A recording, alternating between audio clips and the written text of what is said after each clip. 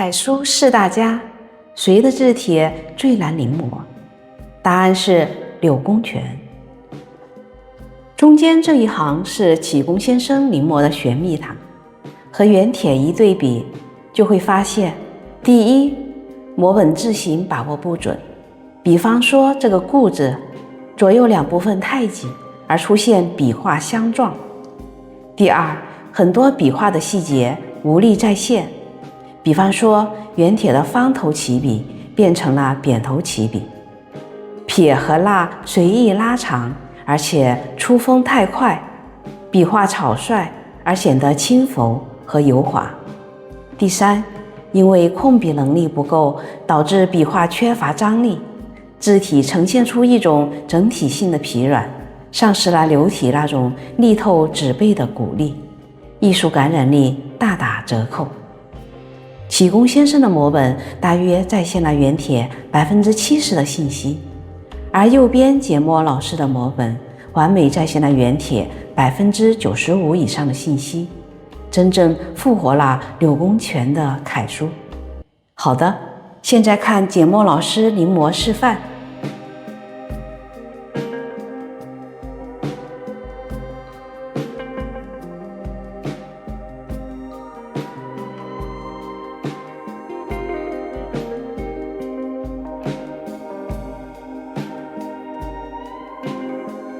视频共示范28个字，非常精彩。老师写每个字都沉着在胸，如同砍瓜切菜，干脆利落，每个字都形神皆备。最后还有完整版长卷46秒的展示，大家可以点赞关注并收藏这条视频，以后可反复观看。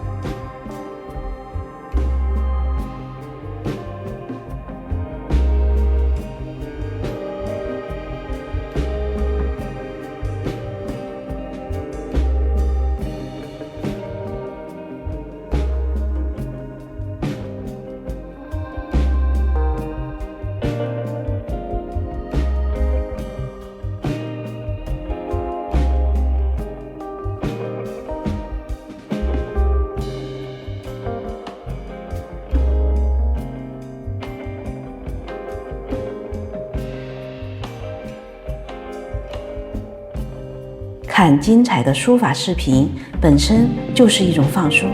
一种享受，一种美的享受。如果每次练之前看一看，必会有所领悟，书艺自然会随之突飞猛进。